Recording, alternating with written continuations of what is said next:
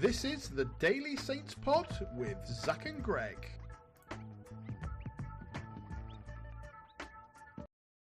Hello and welcome back to the Daily Saints Pod. My name is Greg, and as always today joined by my good friend and wonderful co-host, Zach.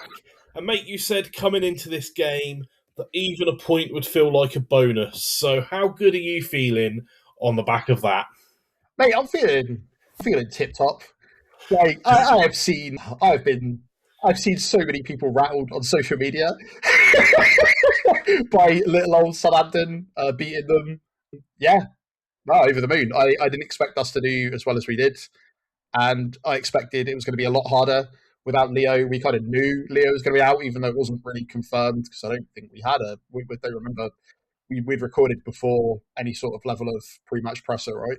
So I just wasn't. I mean, we still, even if we had recorded the pre-match interview at this point, to kind of jump ahead a bit, I don't know if you've seen any of the post-match stuff about Leo and Ross Stewart, but it has been deliberately ambiguous, I think I would call it. Yeah, it's less than ideal, isn't it? Like when we talked about how we were like one or two players out from an injury crisis, and we've lost the two players we thought we might lose. Luckily, Bree was all right, but even then, taped up. And then we saw the team sheet, which we could only describe as bizarre, trying to figure out where everyone's going to slot in. I guess we were horrifically wrong about that, and that's why we are not football managers, Greg.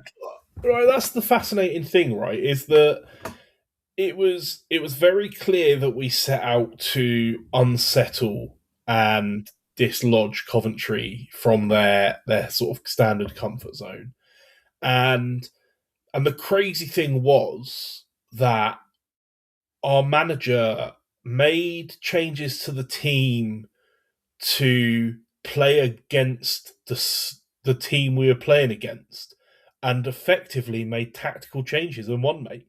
Like, he didn't stick to a philosophy or a system because it was what he thought was best. He, while people like that, like Pep and Russell Martin, want to play that checkers, Tonda's out here playing 3D chess, mate. It's almost like what we have been hoping and praying for since the start of the season, right? It touches on a thing I wanted to talk about in general, which ties into this post-match philosophy. And it's a lot of people saying they're sick of, they're like, imagine what we could have had if we didn't have the experiment of Will Still. And I'm like, so imagine if the beginning of the season they'd put a guy who'd only ever been an assistant coach in charge of the team from day one, and how absolutely off the rocker everyone would have gone, as opposed to a quote unquote normal championship manager, which is just like any other of the championship managers that is in charge of every other one of the teams, right? And we've unfortunately had to go through that pain to get to where we're at now, is kind of where I'm at. And I was thinking about this too, mate, and I was thinking that you only become an experienced championship manager by doing the job, by gaining experience. Again, it's very much like, well, I want you to start in this opening position. You need 5 years of experience in this job, and it does feel like there's no way that had what happened to Will Still not happened as early as it did, that Tonda would have got the job and we would be in the position that we're in now. But the other thing I wanted to touch on, and especially when you talk about the tactics and things, and I think you summed it up very well the other day. I can't remember if we were in podcast or not, where basically Will Still was very, very good at tactics, but wasn't able to get the belief out of the players, and kind of was just telling them, whereas Tonda seems to have managed to do both. But on top of doing both, the picture of him winning his Manager of the Month award for February. In the League 2 picture, you've got the manager stood in his own. In the League 1 picture, you've got the manager stood in his own. I don't know if that's just because of when they've asked to take the photo or what, but I thought it was very telling that in Tonda's picture, the entirety of the backroom staff are there. And that is a thing that he has tried to portray constantly, is it's not just him, it's the backroom staff as a whole, and that unit is working. And it's a thing that all of the stuff that we had concerns about when it comes to a Sports Republic, they're all still there. We haven't gone away, but it's really nice that with the resources that this guy has got, And I remember you asking, not even a couple of weeks ago, like, oh, do you think that regardless of what happens at the end of the season, he should stay on? And I actually think that that isn't going to be a question. I think it's whether Not or even not a he little, doesn't, mate.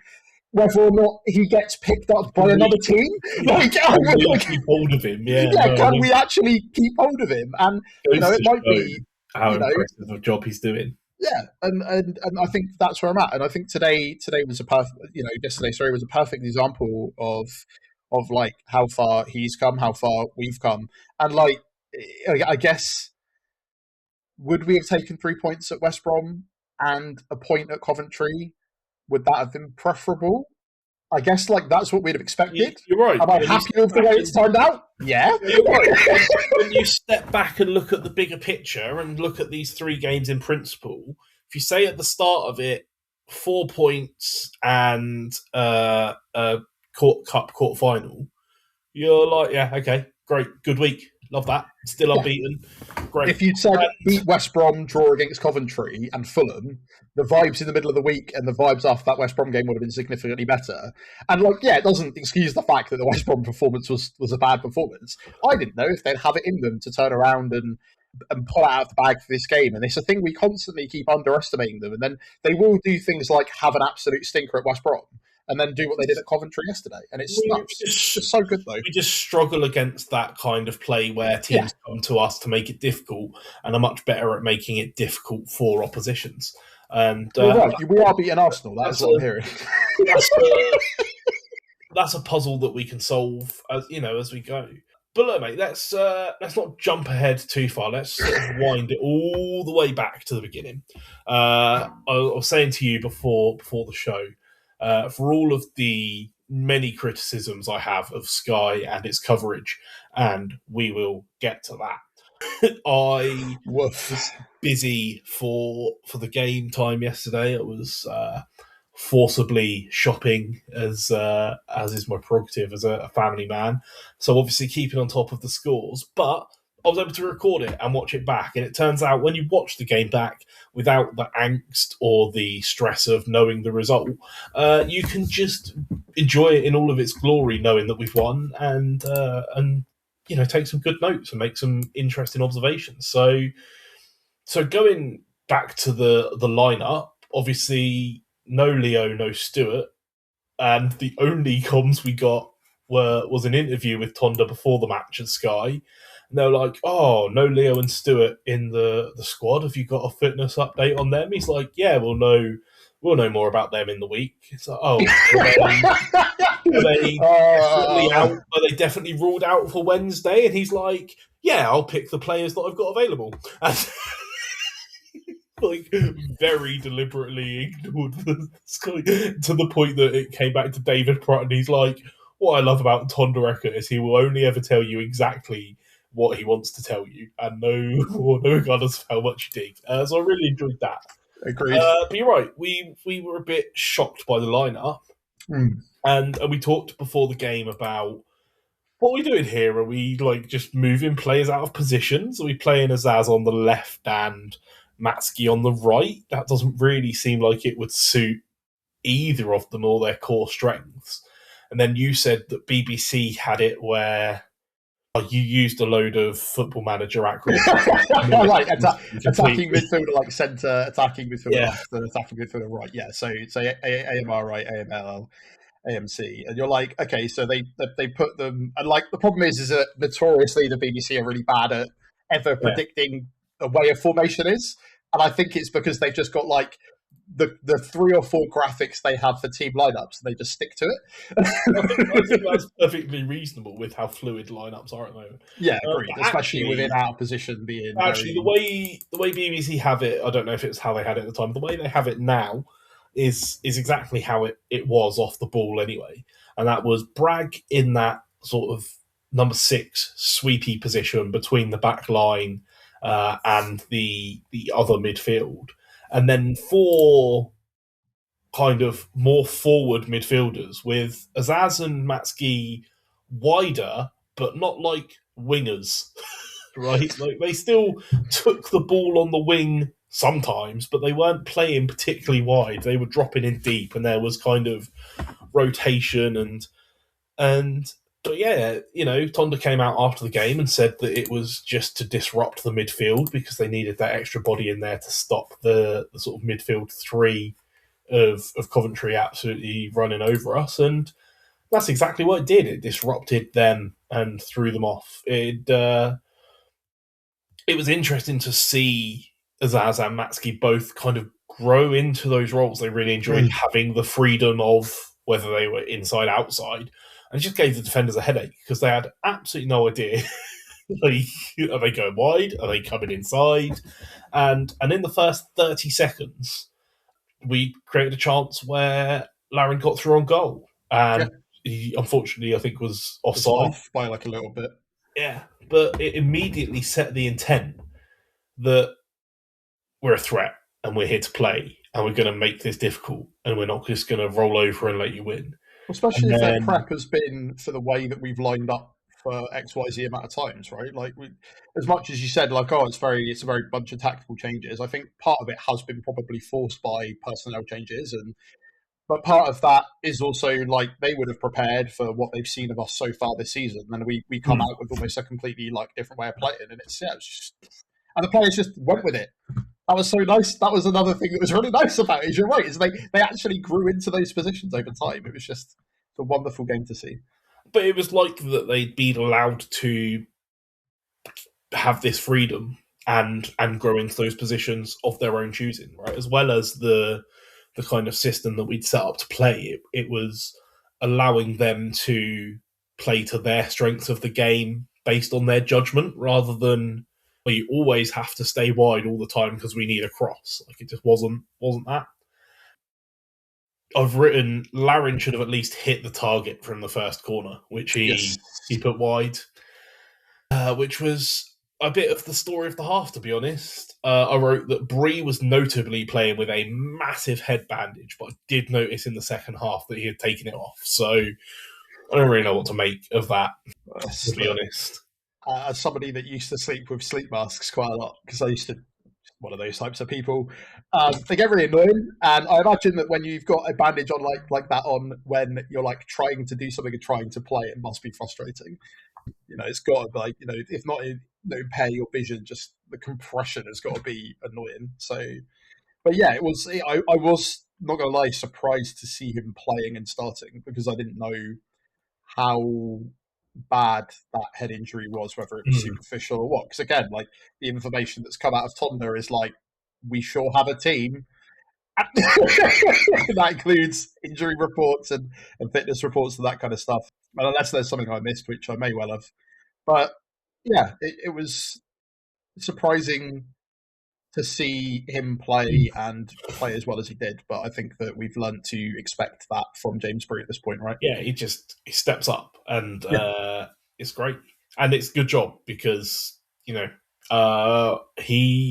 one of these players that brings up the play around him as well, which is great. I've written down Matsky was lucky to not see a card for a nasty challenge. This is one of the ones that's been doing the rounds on social media. Right, this was the stop. And to be fair, I've seen him given us reds, right? And so, hands up, that was an interesting one. The Flint Downs one later on, it looks worse as a still image because actually there wasn't a huge amount of force in the tackle, which is something that the referees have to take into account, right?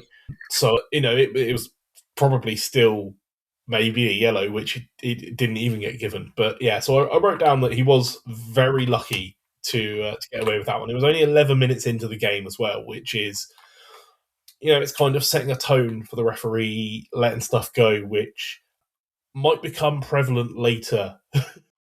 Let's leave it at that and return to that point of thought. Put a pin in it. I've written my next lengthy note is Sky commentary sucks. What do you mean, Greg? I've got the quote. I've got the example. It says he got the ball, but it feels like it's an aggressive challenge. And I said that's a ridiculous thing for a real football commentator to say. This isn't basketball. I also added in my notes here, bring Ryan Reynolds on full time, which I'm sure we will. We've already had our row about this roundup. Yeah, we've already had our not row, but we have slight disagreements on it. Yeah, but do you know what, mate? We'll bring that to air and have. I'm sure that we'll have a great discussion about I'm the LA Derby sure we will. in our championship roundup episode tomorrow. Uh, but yeah, needless to say, whilst I can see lots of complaints about a Wrexham-centric program with Ryan Reynolds and Rob McElhenney, don't think, considering the normal standard they get being Gary Neville and Jamie Carragher, gives much room to moan about them not being professional. It's not even. Those aren't my issues, but again, we'll talk about them in our Yes, championship roundup indeed. one. I look forward to our argument. Bragg made a mistake, which led to a chance, but actually, we had displaced Coventry so much with our movement of the ball and our press against them trying to move the ball that there was just no one chasing it in. They weren't expecting to break the line and get away with that mistake and get the crossing. So the ball came in across the 6-yard box. There was just no one there. And I wrote, at this point, I really felt like we had the tactical edge. And to be honest, that doesn't really go away through the rest of the game. You know, at certain points we concede chances through mistakes, and sometimes Coventry's quality comes through. But really, tactically, I think that we had the +1 on this the entire way through.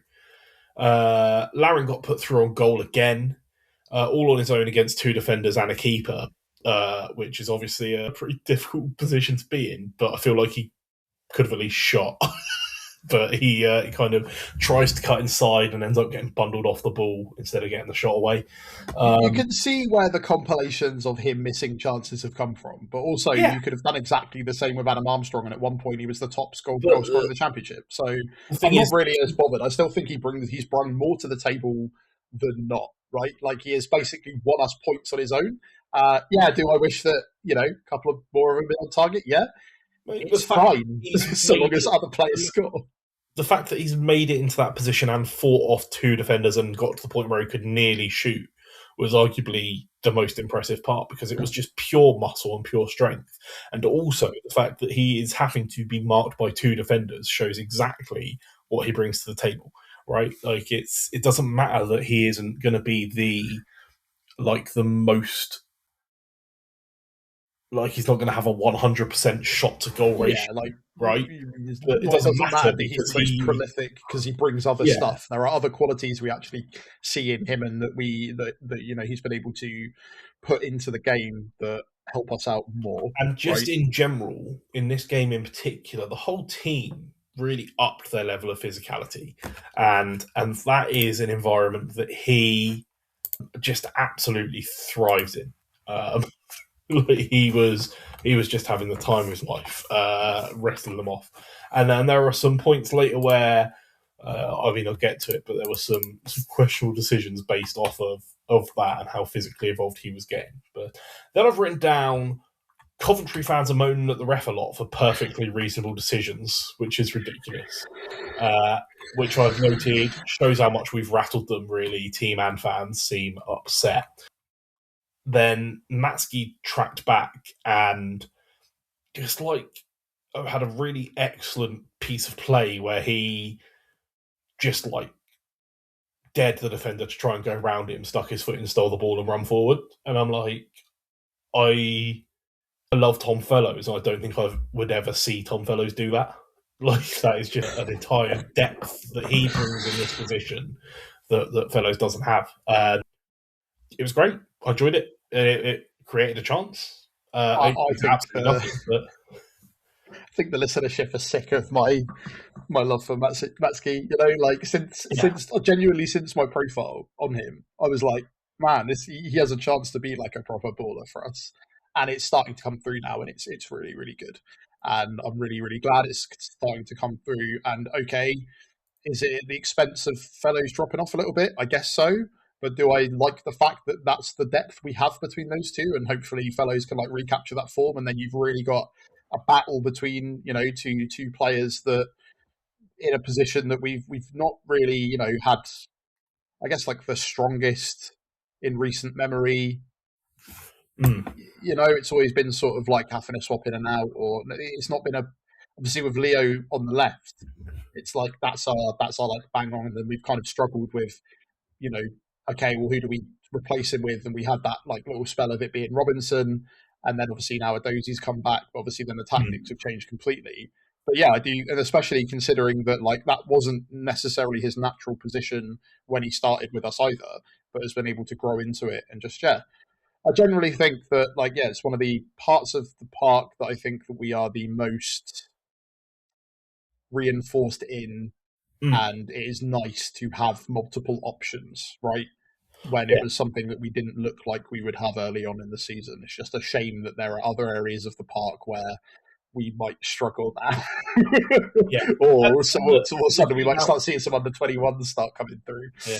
And the thing about Matchday as well was that, again, he's another one of these players who isn't scared to get stuck in the physical way. And so the physicality of the game benefited him as well. And that it was great. It was good, just really good to see. I was surprised at this point because Bragg was the player selected to play the sweep role, and was actually doing a very good job of it, to be fair.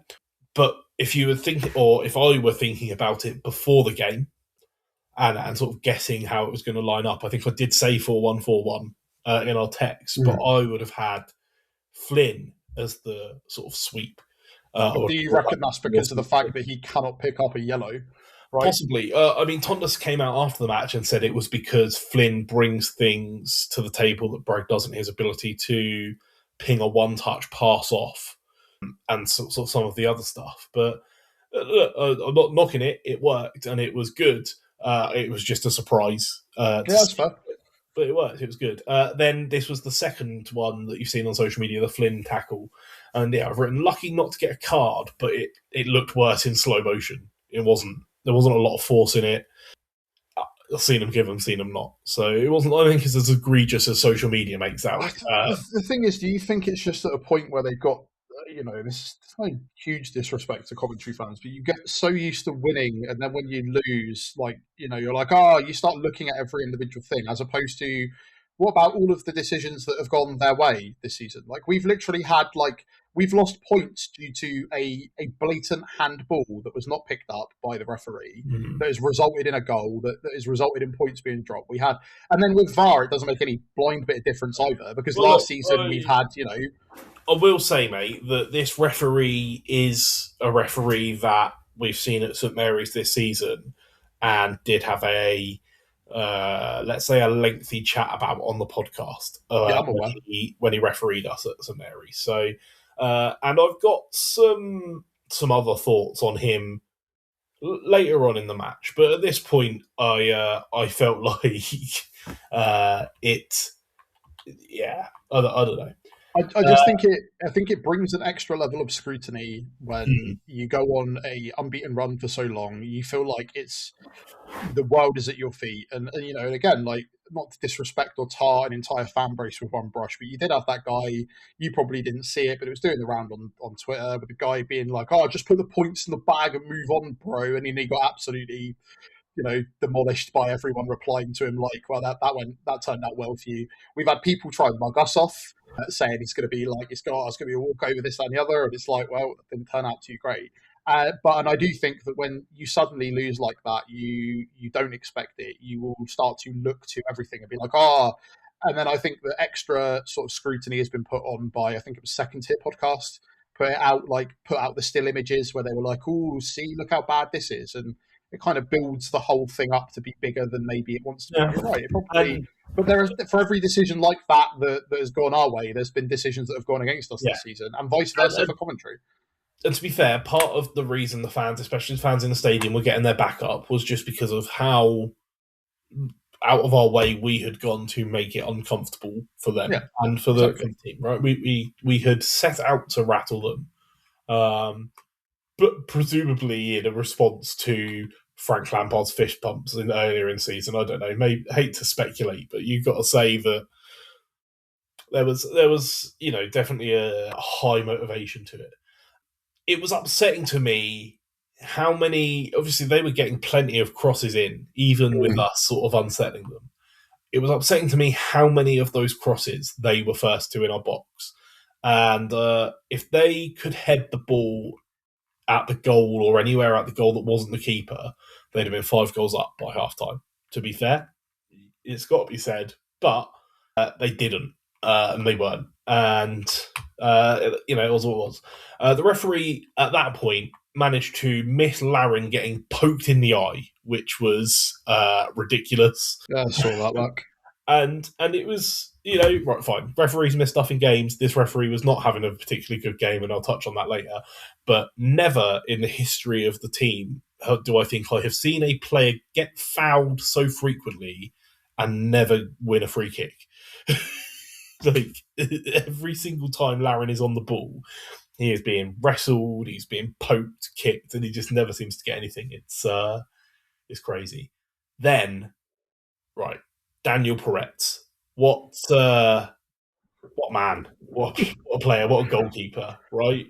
Does McCarthy save that, mate? No. Sorry, just to bring back an ongoing bit that you like to do with all of our goalkeepers. Mate, I think that there are maybe 3 goalkeepers in this entire league that make that save. Does Rambo make that save? Look, in the time he was put in, rightly or wrongly, right, a criticism was levied, we've gone for another cheap option, an unproven player. Sure, he's a Bayern Munich player, but he's been out on loan at Hamburg. He's only played twice. What are we doing? But that save in particular, and then, continuously through the match, like, if we look at our sticks, we don't win this game. No. It's as simple as that. It's what can you say? The confidence that he brings is right. The fact that we have got better defensively and been able to take a player out of defence and change our shape up and push that player into attack, and not only that, change into 3 or 4 different styles now what the team in front of the back 4 are doing, right? It's completely. There's no coincidence for me that quality has improved since he has been in the team, because he commands the box. He gives the defence that confidence that he is in control and he will make that save or do something ridiculous to keep a clean sheet sometimes. And yeah, it's fantastic. Does he still have a ridiculous mistake in him? Absolutely, he does. Right? But this feel at that point that's a characteristic of a Saints goalkeeper. They need to have that one mistake in them. But yeah, without him in the net, we do not win this game. So he was a sensation. It's when you look at the transfer business that we've done since the beginning of the season, and you look at the success versus the failure, right? Arguably, what's one of the biggest ones everyone points to is Downs. And I, again, just think that it's because the profile that they wanted and the type of football he played is different to what we expected to get out of him. Pretty much most of the other players we brought in have been successes. Both of those additions in January specifically, which we were critical of, and I'll put my hands up and say, when we thought we were texting back and forth, it's nice that we've got a goalkeeper done, but don't know who the bloke is really. Kind of a bit nuts. We're going for backup goalkeepers. Is that really any better than Bazunu? And then we're sending Bazunu straight on loan. And clearly, it's that's a bit ridiculous. We just seems like we just be hating Baz for no reason. And then obviously, as you said, the improvements he's made. And the same with Larin. We were like, why are we hiring a 31-year-old striker that hasn't scored a goal, was scored 1 in 10 on loan from God knows where? And both of them, we have mentioned now 3 games in a row and how much of a difference they have made to the team. And that maybe means that we're not good scouts, mate. Maybe somebody at the club actually knows what they're doing finally. Yeah. That's where I'm at. And, they have bought enough good grace to get some benefit of the doubt that this wasn't all an accident. Yeah. If it is an accident, it's just a very happy one. But you're right, mate, because you're right. Damien Downs didn't work out, sure, but actually, on the whole, the entire transfer business this thing has been really good. And I'm sure that we'll look back on it at the end of the season in our post-season podcasts. But yeah, and look, that took us to half time, and my notes at half time just say, "God, Coventry fans are a whiny bunch." But again, I can understand it, because if you are suddenly thinking that you're invincible and you've been top of the table and you're about to win 7 games in a row, we would also feel the same. I think we've felt, we've had a a winning streak or an unbeaten streak, right? But then they've been interrupted by these like weird draws against Charlton, where the level of reaction because of how good games against like Leicester have been and things like that and QPR have meant that the reaction to West Brom, including for myself, is like anger, forgetting that like a year ago we're like, wow, we only got battered 3-0, thank goodness. Right? So obviously that is going to set a level of expectation. And when they are at home against the team and they're unbeaten and they're like, oh, let's play this ex-Premier League competition. The only reason that we didn't beat them last time is because we had a player sent off. Even then we were able to equalise. To then go down and then also have, as you pointed out, a referee that isn't doing a great job for either side, to be clear, then you are going to be annoyed and whiny, and you are in a position where you will probably feel those emotions stronger than usual, because it is kind of your title to lose at the moment. And whereas the pressure for us is like, and that is happening, right? Like they were like far and away out in front, and now I think there's 8 points between them and third. 7 points between them and Middlesbrough, right? Yeah. And not that many more points between the third. So it's, I kind of get it. And then we had a really solid start.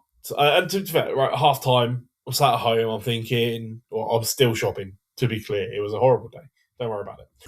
But I'm sat in the car thinking, we made it to half time, it's 0-0. We're well in it. It's been a pretty even half, like smack down the middle, shots and possession. Everything seems really balanced. Great. We're giving it a good shot. And then we get under the way in the second half. We have a fast start, and Fling Downs scores a goal, which is not something that he pops up with particularly often. It's got to be said. That's not. But exactly as you pointed out early in the game, Tonda says he has other qualities he'd like to see. Goal scoring, we wouldn't think is one of them, but 100th appearance for the club, scores a goal. Lovely bit of poetry there. Yeah, his 100th appearance. And you know what, mate? Obviously, the finish will get a lot of credit because he's chasing a ball in at the back post, which is something that earlier in the season you would never see.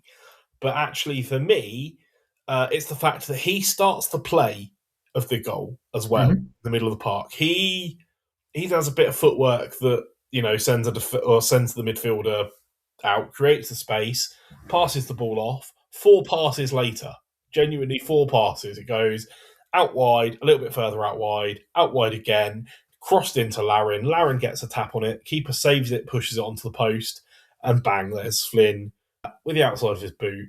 And great. Chasing in the back post and shows the commitment that he started the move and finished the move. What more can you ask for? Brilliant. Just buzzing off it. And great stuff. Good goal. We're 1-0 up. Surprised, happy, annoyed, all those things. I think everyone's feeling at that point was, oh, nice. Let's not ball it. And then my next note is, all right, I didn't agree with Coventry fans in the first half about how the ref was doing, but in the first 10 minutes of this second half, he's been shocking. 2 decisions go away that definitely shouldn't have. And he also gives 2 against us that absolutely aren't. And I've just written poor all round. And I mean, we've talked about it already, but just this is the thing, right? The polarizing thing is that like those screenshot images of the stills of the decisions that went against us or that went against Coventry is going to be like, oh, they won because of the ref. And what it actually is that those can be decisions that should have gone Coventry's way, and the ref could have also made poor decisions that did go Coventry's way. Both can be true at the same time. And it feels like in a game, it feels like that's the story of this referee in this game, right? Yeah, he was just, he had very little control over it. But then we played some beautiful football and created a chance for Yanda, who probably should have done better, but actually hit it straight at the keeper. But, we created the chance. These are still good things.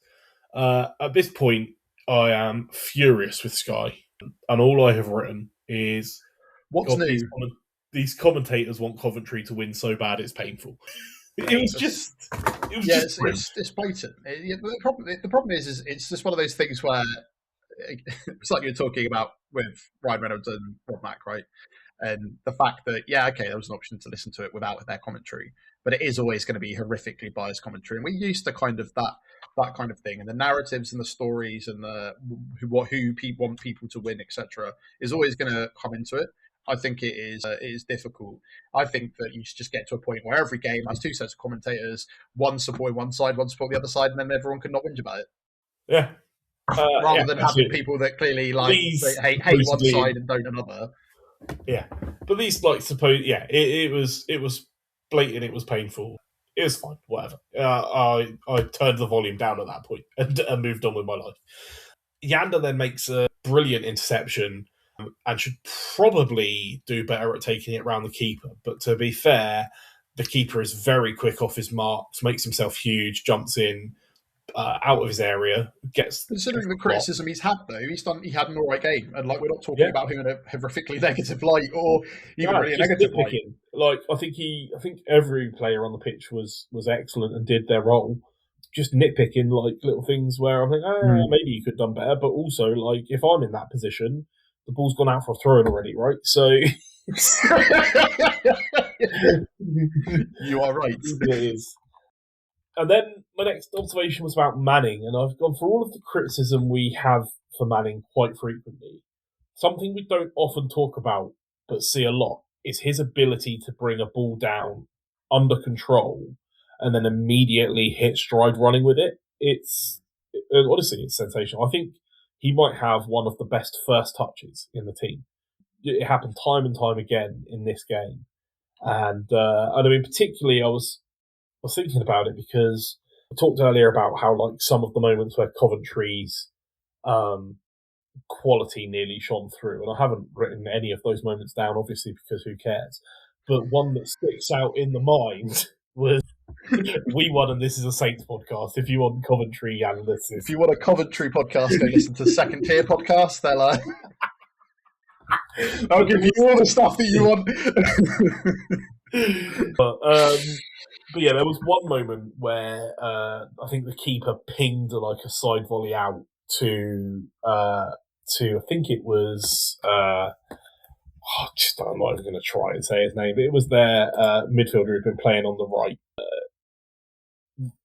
fullback Van Ewijk, and the ball was ridiculous from the goalkeeper. He had absolutely no right getting on the end of it, and what he did was in one fluid motion chest it, take it on his foot and run through, and I'm like, that was an absolutely ridiculous first touch. It was, but yeah, Manning just did that consistently through the game as well. And so, we chuck criticism at him sometimes, but worth shouting out the good stuff when I notice it. Credit where's credit due, Yeah. And Flynn then makes another foul and goes to moan at the ref in, his normal tantrum-esque manner, and then immediately remembers that he can't get booked and shuts up. Do you remember the safest bet in football? Oh, what a shame. I mean, arguably... Made it all the way through, somehow. This was the last game where it mattered, right? Just... Somehow made it through, you're right. That's...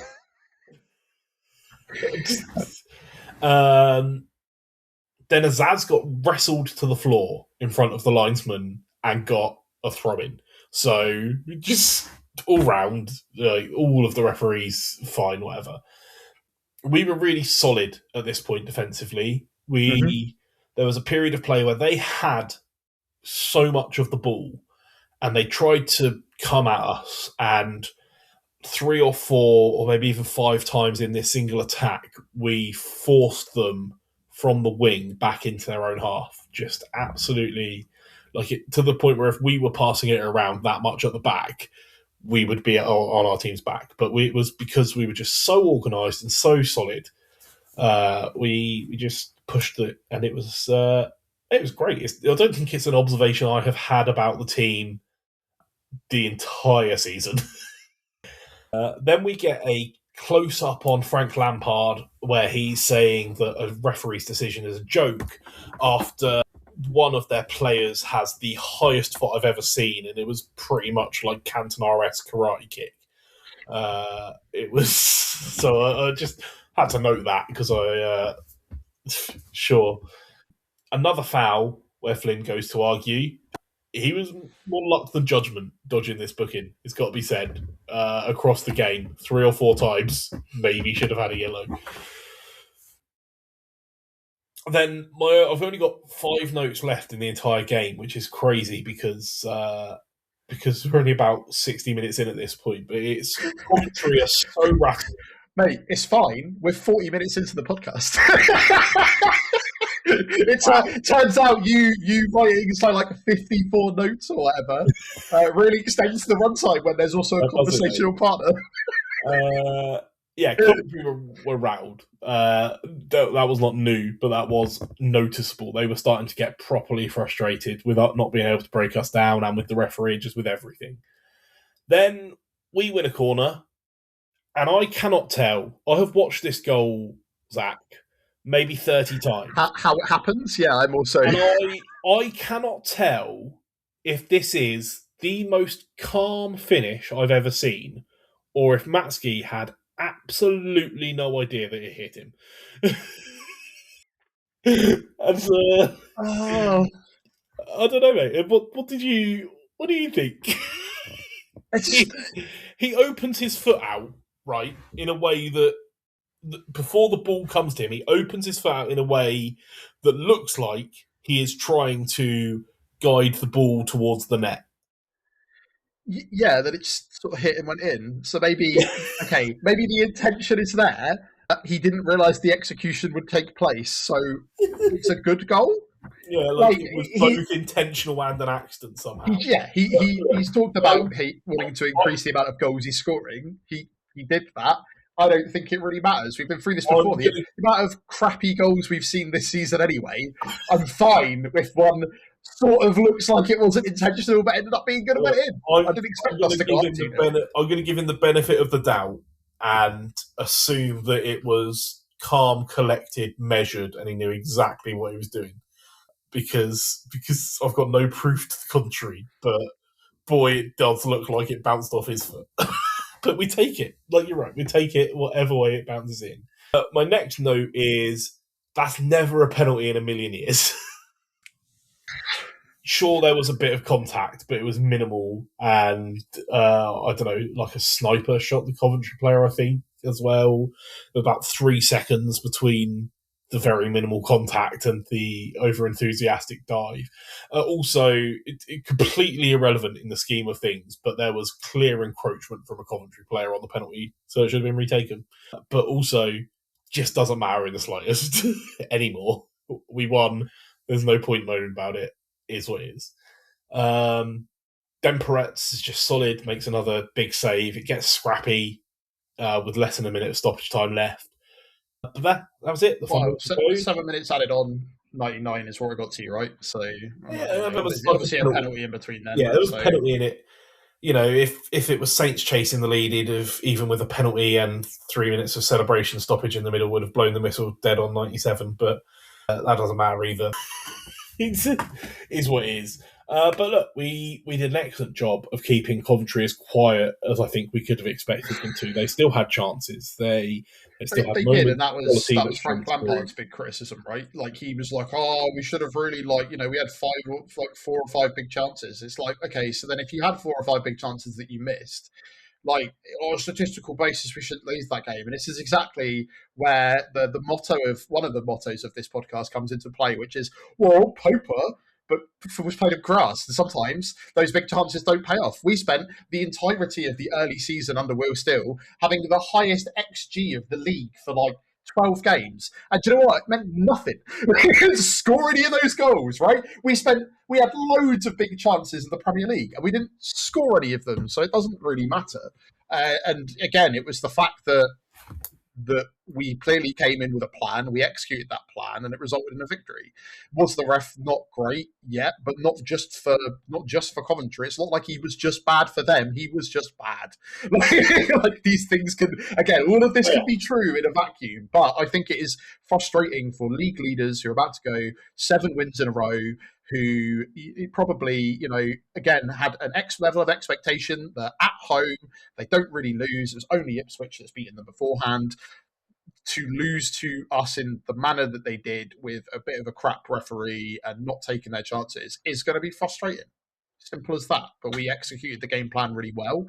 The players put their all in, even missing sort of like Cienza and Stewart not being there. Like, Archer played for a lot of that game. Yeah, Let's not pretend. One of the notes I made but didn't mention is that I didn't mention it in the West Brom game, but although he wasn't like actually a big part of like taking part in what happened in the West Brom game after he came on, he did show good energy. He pressed high. He made an interception. His first touch was horrible. It pinged off his shin. But actually, when he came on in the West Brom game, like he gave the rest of the team energy with his press, and I think there was you could say similar about his sort of cameo in this game.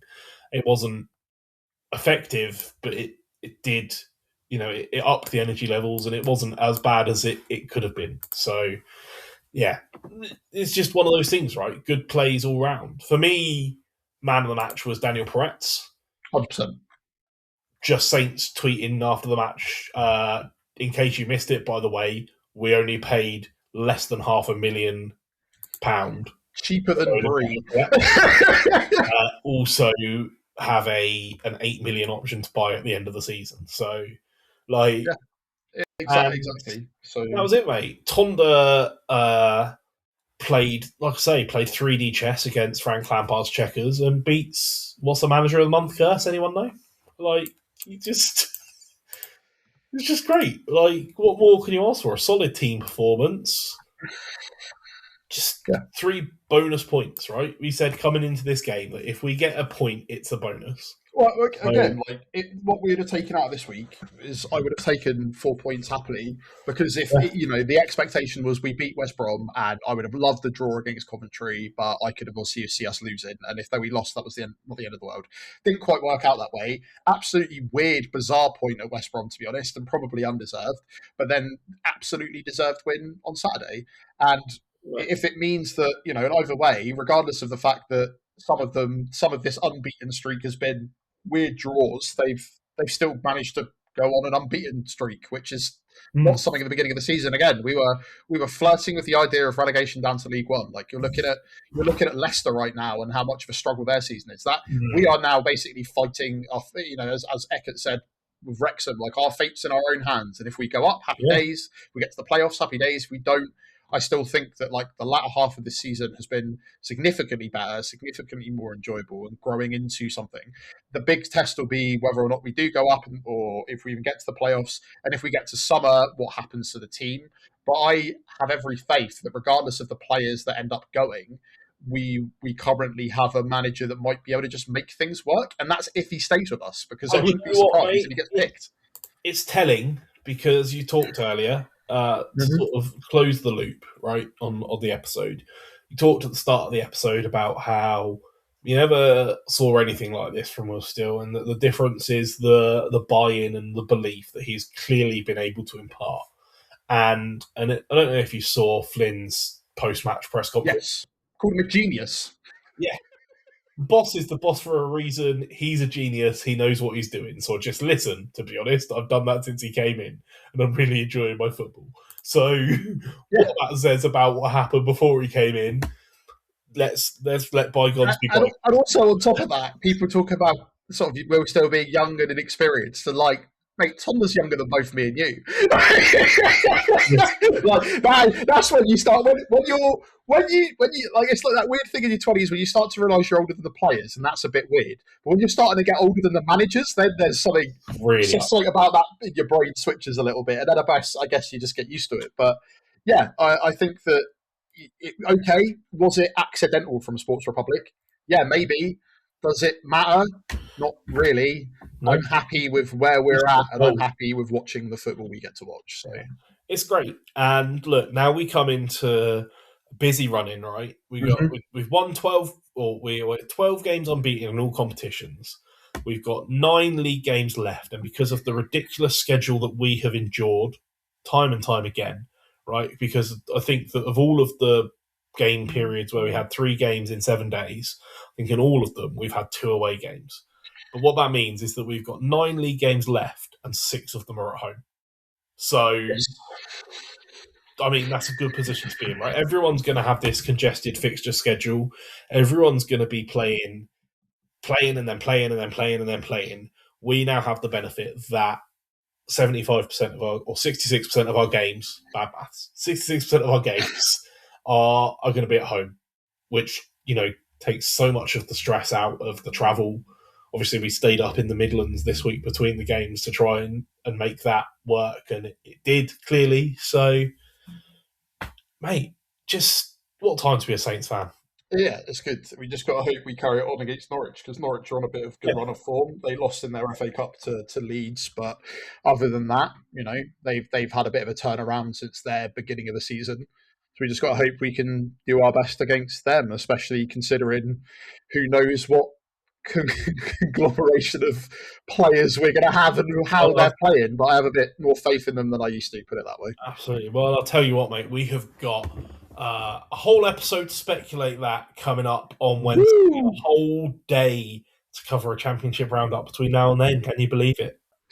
Football comes thick and fast, but no way. But listen, that is all we have got time for today, and then absolutely some for this bumper episode. But it was a bumper performance that justified it. Thank you, everyone, for listening. Zach, as ever, thank you for joining me. Thank you, mate. Look, let us know on the socials, in the comments, how you feeling about the game. How much did you enjoy that win? And how many goals are we going to score when we win all 9 of these remaining fixtures in the championship? I want to win the FA Cup as well. Let us know. We are Daily Saints Pod, absolutely everywhere. X, Blue Sky, TikTok, Instagram, Facebook, YouTube. Hit us up, let us know. And while you're there, why not give us a like and a subscribe, because it goes so far to helping us out. We see all of it and are grateful for all of it, especially those Coventry fans who tried to mug us off before the game. For them. Fantastic engagement. Thank you so much. You didn't even say anything controversial. In fact, I started predicting a loss, and yet somehow, not even a loss. Just is what it is. But no, we do appreciate you all. It's going into, obviously, we've just gone over what this would be episode 401, which is mad. Usually, me and Greg would be able to do something for 2 weeks, let alone 2 years. Yeah. But we appreciate you all. Thank you. That's it. And look, with that, we will be back tomorrow, as mentioned earlier, to talk about all of the action in this weekend's championship. And there is some stuff to talk about. But until then, Saints fans, have a wonderful day, and we will see you tomorrow. This is the Daily Saints Pod with Zach and Greg.